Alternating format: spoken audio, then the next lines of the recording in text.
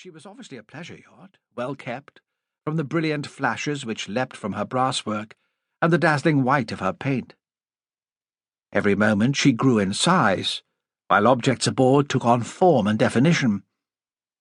Her deserted decks could now be seen with the naked eye. Soon they would be up with her. Suddenly the captain's regard grew more intense. "What do you make of that dark thing near the companion?" he asked sharply. Mr. Hands also stared intently. "Uncommonly like a man, sir." "By Jove, yes, it is a man, lying in a heap on the deck. Good God, sir! He must be either ill or dead." "It doesn't look too well."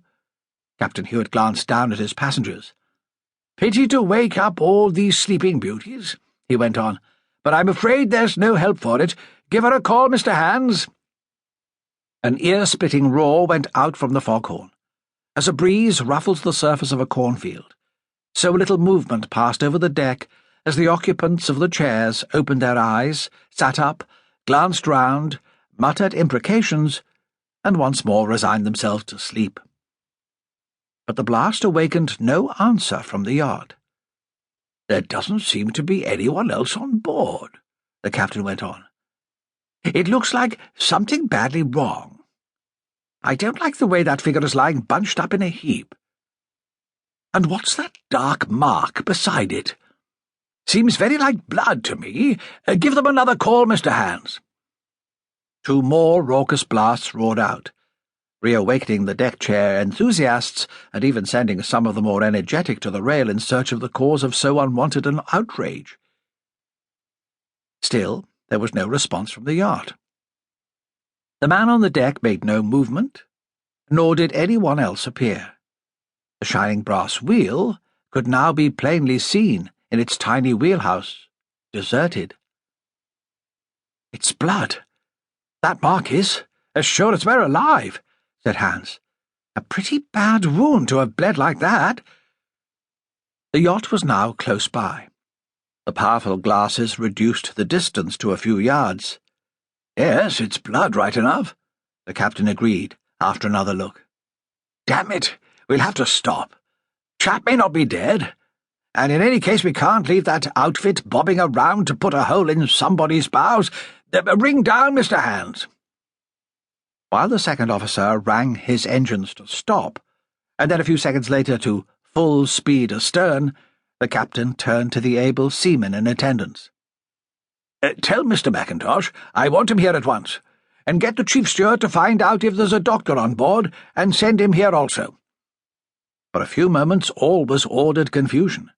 Whistles resounded, bells rang, figures hurried to and fro. A slight continuous tremor ran through the ship, as if overwhelming activities were in progress below. From the safety valve pipes on the funnels came an appalling roar of escaping steam. Quickly, men approached one of the starboard lifeboats, politely moved the passengers back, and uncoiled ropes and knocked out wedges.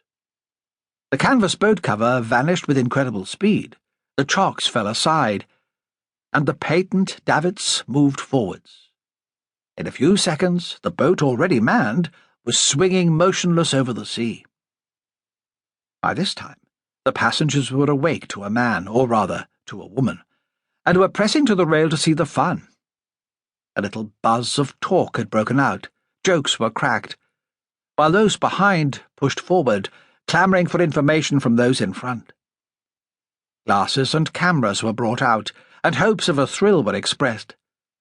Then, as the yacht with its sinister burden floated into view, voices were hushed, and all stood silent, overawed by the presence of tragedy. There was indeed something dramatic in the situation, which stirred the imagination of even the most prosaic. The little yacht, with its fine lines and finish, its white deck and gleaming brasswork, its fresh paint and brightly coloured club flag, looked what it so obviously was, a rich man's toy, a craft given over to pleasure. On such, the tragic and sordid were out of place. Yet now they reigned supreme. The space